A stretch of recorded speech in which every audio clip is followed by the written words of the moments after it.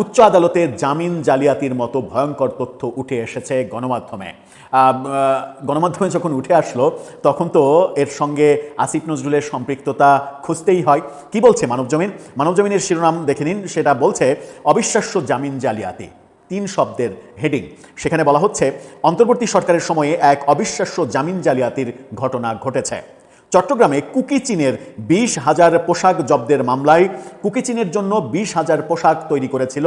তার মানে কুকি চীনের দ্বারা চট্টগ্রাম অঞ্চল অস্থির করা এবং চট্টগ্রাম অঞ্চলে সন্ত্রাসীর রাজত্ব কায়েম করার যে মেটিকুলাস ডিজাইন, সেই ডিজাইনারকে জামিন দেওয়ার ঘটনাটা ঘটেছে। কুকি চীনের 20,000 পোশাক জব্দের মামলার আসামি তথ্য গোপন করে জামিন নিয়ে কারামুক্ত হওয়ার তথ্য এবার প্রকাশ হয়ে গেছে। এ নিয়ে তোলপাড় চলছে আদালত অঙ্গনে। প্রধান বিচারপতি পর্যন্ত বিব্রতকর অবস্থার মধ্যে পড়ে গেছেন।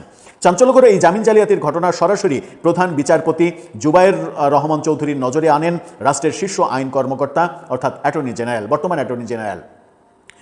গত বুধবার অ্যাটর্নি জেনারেলের অভিযোগ আমলে নিয়ে ঘটনা তদন্তে রেজিস্ট্রার জেনারেল হাবিবুর রহমান সিদ্দিকীকে নির্দেশ দেন প্রধান বিচারপতি।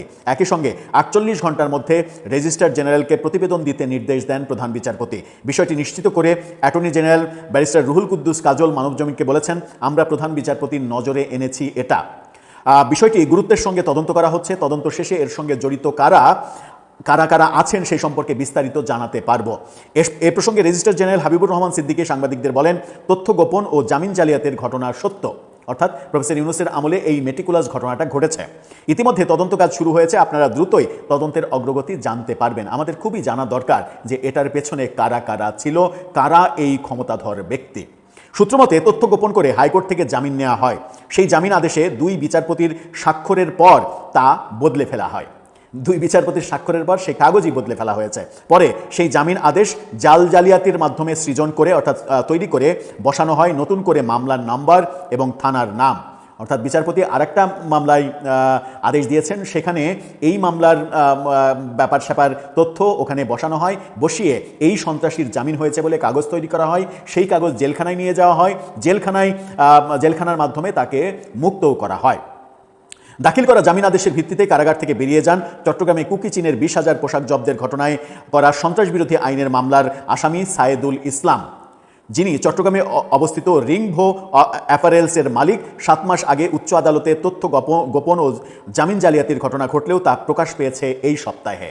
7 মাস আগে এই ঘটনা ঘটেছে প্রফেসর ইউনূসের আমলে। আপনি চিন্তা করেন, এই ঘটনা এভাবেই প্রফেসর ইউনূসের আমলের সমস্ত মেটিকুলাস তথ্য একে একে বেরিয়ে আসছে, কে কোন অপকর্ম করেছে। মামলার আরেক আসামি উচ্চ আদালতে জামিন নিতে এসে ওই আসামির জামিন প্রাপ্তির উদাহরণ টেনে আনলে বিষয়টি প্রকাশ পায়। একই মামলার আরেক আসামি যখন এবার উচ্চ আদালতে জামিন নিতে গেছে, জামিন নিতে গিয়ে আদালতে যখন ওই আসামির জামিনের রেফারেন্স দিয়েছে, তখন ব্যাপারটা ধরা খেয়ে গেছে। বিচারক দেখেছেন ওই আসামিকে তো জামিন দেওয়া হয়নি, তাহলে কোথায় কিভাবে ঘটলো এই ঘটনা? সেখান থেকে এই ঘটনা ফাঁস হয়ে গেছে। যেভাবে তথ্য গোপন ও জামিন জালিয়াতির ঘটনা ঘটে, সন্ত্রাসবিরোধী আইনের মামলার আসামি সাইদুল ইসলাম কারাগার থেকে জামিন চেয়ে হাইকোর্টে আবেদন করেন। বিচারপতি মোস্তফা জামান ইসলাম ও বিচারপতি আবদুল্লাহ ইউসুফ সুমনের দ্বৈত হাইকোর্ট বেঞ্চে গত বছরের 16 সেপ্টেম্বর জামিন আবেদনটি শুনানির জন্য কার্যতালিকায় আসে। ওই দিনের অনলাইন কার্যতালিকা ঘেটে দেখা যায় চট্টগ্রাম জেলার সাইদুল বনাম রাষ্ট্র নামে 2টি মামলা আসে। এর মধ্যে 130 নম্বর আইটেমের টেন্ডার নাম্বার ছিল 75,991, 132 নম্বর আইটেমের টেন্ডার নাম্বার ছিল 75,993। 2টি টেন্ডার নাম্বার মামলা কার্যতালিকায় এসেছে সাইদুল ইসলাম বনাম রাষ্ট্র নামে। তবে 131 নম্বর আইটেমের মামলার টেন্ডার নম্বর ছিল 75,993। এই আইটেমটি এসেছে সৈয়দ মিয়া বনাম রাষ্ট্র নামে। 131 এবং 32 নম্বর আইটেমের মামলার টেন্ডার নম্বর হুবহু এক। এখানেই মূল জালিয়াতির ঘটনা সংগঠন হয়েছে বলে জানানো হয়। উচ্চ আদালতে যারা রায় টেম্পারিং করা, জামিনের কাগজ টেম্পারিং করা, ভুল তথ্য দিয়ে আদালতকে বিভ্রান্ত করা, আদালতের বিচারপতির স্বাক্ষর করা কাগজ টেম্পার করে সেখানে তথ্য বদল করা, এই ঘটনা নিশ্চিত করে কোনো সাধারণ মানুষ করতে পারে না।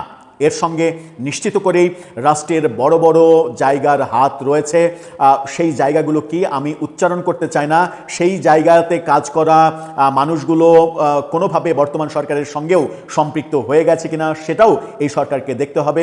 এবং এই ঘটনা উচ্চ আদালতে ঘটেছে, নিম্ন আদালতে ঘটলে বলা যায় যে নিম্ন আদালতে অত গুরুত্বপূর্ণ ব্যাপার থাকে না, কিংবা অত গুরুত্ব সহকারে সব কিছু দেখা হয় না, এরকম অজুহাত দেখানো যেতে পারে। কিন্তু হাইকোর্টে যখন এটা হবে তখন অবশ্যই এর সঙ্গে আইন মন্ত্রণালয়ের সংযুক্তি থাকবে। আইন মন্ত্রণালয় অবশ্যই এটা জানে এবং তাদের মেটিকুলাস হস্তক্ষেপেই এই ঘটনা যদি না ঘটে তাহলে এরকম ঘটনা ঘটানোর সাহস অন্য কারো পক্ষে থাকার কথা নয়।